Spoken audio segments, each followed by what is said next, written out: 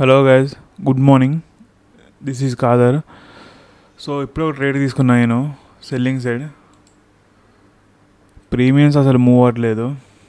So no problem, చూద్దాం, wait చేద్దాం. ఇక్కడ ఇది చూసారా, ఈ రెడ్ క్యాండిల్ ఇక్కడ గ్రీన్ క్యాండిల్కి ఫామ్ అయ్యాక దాని తర్వాత రెడ్ క్యాండిల్ ఫామ్ అయితే చూసారా, అక్కడ మీడియం మధ్యలో తీసుకున్న ట్రేడ్ సెల్లింగ్ సైడ్ది. సో ఇక్కడ నుంచి మార్కెట్ స్కోప్ కనిపించలే పైకి వెళ్ళేది.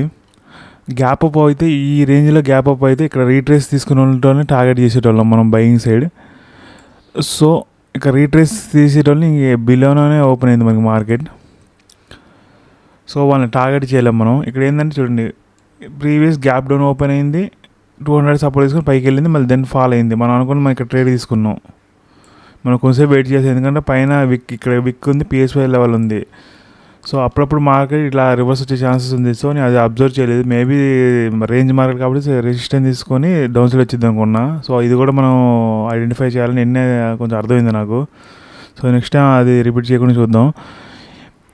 సో ఇక్కడ మనకి 500 చూడండి, 200 బిలో మార్కెట్ క్లోజ్ అయింది. సో ర్యాండమ్ సెల్లర్స్ ఉంటారు, వాళ్ళు ఈ గ్యాప్ అప్లో ఎగ్జిట్ అవుతారు.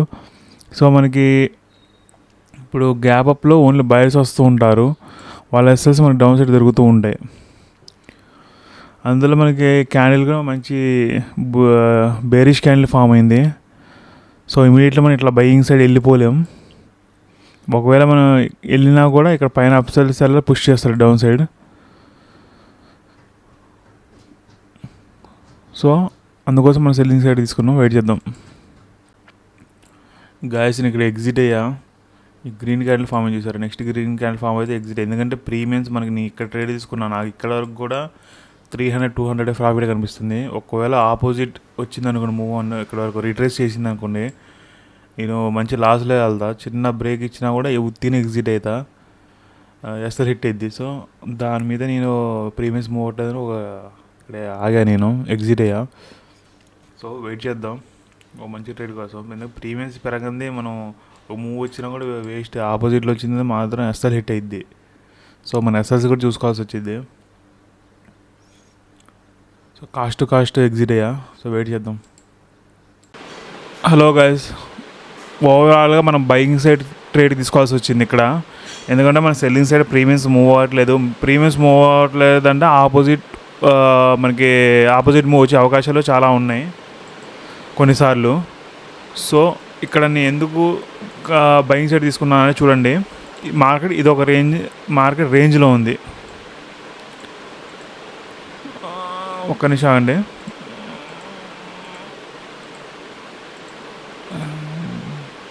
మార్కెట్ అనేది ఒక రేంజ్లో ఉంది మనకి. సో అప్ సైడ్ ఈ రేంజ్, డౌన్ సైడ్ ఈ రేంజ్. సో డౌన్ సైడ్ మనకి ఇది ఒక సపోర్ట్ ఏరియా ఇది మొత్తం. సో మార్కెట్ మనకి ఏమనుకున్నాం, ఇమీడియట్లీ అప్ సైడ్ వెళ్ళకూడదు అనుకోని బేస్ మీద మనం ఇక్కడ సెల్లింగ్ రేట్ తీసుకున్నాంలే. కానీ మార్కెట్ మనకి ఎగ్జాక్ట్లీ ఈ వరకు రావాలి అసలు అయితే. కానీ మనకి ఇక్కడ ఏం తెలిసిందంటే, నాకు ఇక్కడ ప్రీమియమ్స్ మూవ్ అవ్వట్లేదు. నేను రిస్క్ తీసుకోలేదు. నాకు ఒక్క మూవ్కి ఇక్కడ తీసుకునేటువంటి ఇక్కడ నాకు 100 పాయింట్స్ ఉన్నా కూడా నాకు 200 రూపీస్ 300 రూపీస్ చూపించింది. సో నాకు రిస్కీ అనిపించింది. దెన్ ఈ మూవ్కి వచ్చి నేను ఎగ్జిట్ అయ్యా కాస్ట్. సెల్లింగ్ ట్రేడ్ తీసుకుందాం కూడా ఇక్కడ తీసుకోలేను నేను, ఎందుకంటే ఆల్మోస్ట్ నాకు టార్గెట్ అంత ఏం లేదు.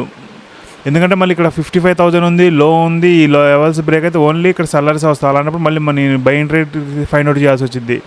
సో నేను వెయిట్ చేసి మార్కెట్ చేసి ఇక్కడ కొంచెంసేపు కన్సల్ట్ తీసుకొని ఈ అప్ సైడ్ బ్రేక్ అని చూసారా. ఇదేంటంటే కొంతమంది సెల్లింగ్ చేస్తూ ఉంటారు, ఇక్కడ ఎస్ఎస్ ఇక్కడ పెడతారు, వాళ్ళని టార్గెట్ చేసింది. అందులో ఇక్కడ చూడండి 200 లెవెల్ రెసిస్టెన్స్ ఇక్కడ తీసుకుంటుంది, అగైన్ డౌన్ సైడ్ వచ్చింది, వాళ్ళ ఎస్ఎస్ అగైన్ మళ్ళీ ఇక్కడ 200 లెవెల్ రెసిస్టెన్స్ తీసుకుంటుంది. సో ఇక్కడ ఇది ఒక బయింగ్ ఏరియాలో ఇక్కడ సెల్లర్సే రియాక్ట్ అవుతున్నారు. అలాంటప్పుడు మన ఎస్ఎస్ అప్ సైడ్ దొరుకుతాయి మనకి. ఇక్కడ ఉంది సరే, ఇక్కడ దొరికితే మనం బయింగ్ ట్రేడ్ తీసుకునేటోళ్ళం.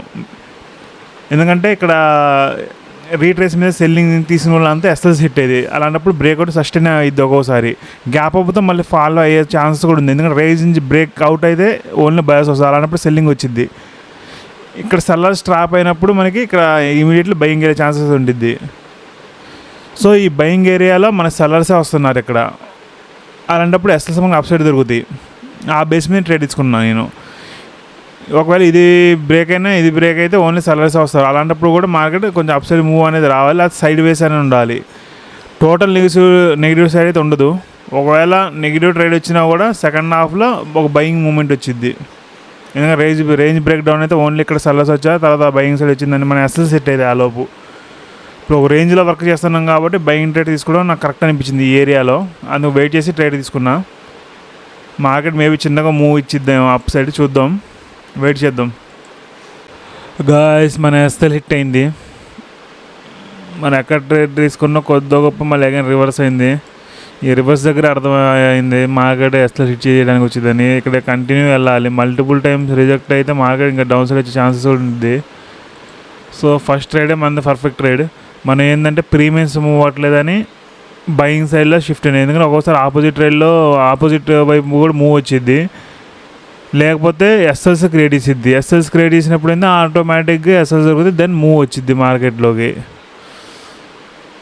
ఇక్కడ ఏంటంటే మనకి జస్ట్ ఎస్ఎల్స్ క్రియేట్ చేసింది, డబ్ల్యూ ప్యాటర్న్, ఇక్కడ డబ్ల్యూ ప్యాటర్న్, ఇక్కడ డబ్ల్యూ ప్యాటర్న్ క్రియేట్ చేసింది. ఆటోమేటిక్గా అయింది ఇక్కడ బయర్స్ ఎస్ఎల్స్ క్రియేట్ చేసింది. సో అప్పుడు సెల్లింగ్ సైడ్కి ప్రీమియమ్స్ పెరిగే అవకాశాలు ఉంటాయి. ఒక ఫాల్ వచ్చింది, అప్పుడు ప్రీమియమ్స్ పెరుగుతాయి మనకి. సో మనం రివర్స్ ఐడెంటిఫై చేసినాం, అది ఇది ఒక సపోర్ట్ ఏరియా అని. ఫస్ట్ ట్రేడే బెస్ట్ ట్రేడ్ అనమాట. సో అగైన్ అదే మిస్టేక్ మంది. డైలీ 1 ట్రేడ్ అనుకున్నా, ఇవాళ 2వ ట్రేడ్. సో రూల్స్ ఫాలో అవ్వలేదు, స్టాప్ లాస్ ఇవ్వలేకపోయా నేను ఇవాళ, ఎస్ఎల్స్ ఇవ్వలేకపోయా, ప్రీమియమ్స్ మూవ్ అవ్వట్లేదు, నేను ఎస్ఎల్ ఇవ్వనని కూర్చున్నా, దానివల్ల లాస్ బుక్ చేయాల్సి వచ్చింది.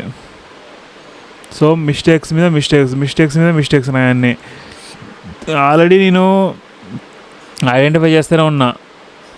Only one trade. ఒకవేళ ఒక ట్రేడ్లో కూర్చున్నప్పుడు ఎగ్జిట్ అవ్వకూడదు. ఎగ్జిట్ అయితే లాస్ అకార్డింగ్ టు ఎగ్జిట్ అవ్వాలి. ఒకవేళ రాంగ్ అయితే ఎస్ఎల్ ఇవ్వాలి. ఈ నా రూల్స్ నేను అతిక్రమించి ట్రేడ్ చేస్తున్నా. సో లాస్ బుక్ చేసినాం. సో చూద్దాం, మన తప్పులు మనం ఎప్పుడు ఐడెంటిఫై చేస్తాం అర్థం కావట్లేదు. ఎప్పుడు మనం అది రిపీట్ చేయకుండా ఉంటాం. ఆ రోజు మనం సక్సెస్ అవుతాంలే, కానీ అప్పటి వరకు మనం ఇలా మిస్టేక్ చేసుకుంటూ లాసులు వేసుకుంటూ పోవడం తప్ప వేరే ఆప్షన్ కూడా లేదనుకుంటా. ఒక ట్రేడ్ తీసుకున్నప్పుడు 2వ ట్రేడ్ గురించి ఎందుకు ఆలోచిస్తాను నాకు అర్థం కాలేదు సార్. ప్రీమియమ్స్ మేబీ ఇంకోసారి ప్రీమియమ్స్ చూడకుండా ఉండాలి. మన స్టాప్ లాస్ పెట్టి ఇంకోసారి ప్రీమియమ్స్ కూడా అవాయిడ్ చేద్దాం.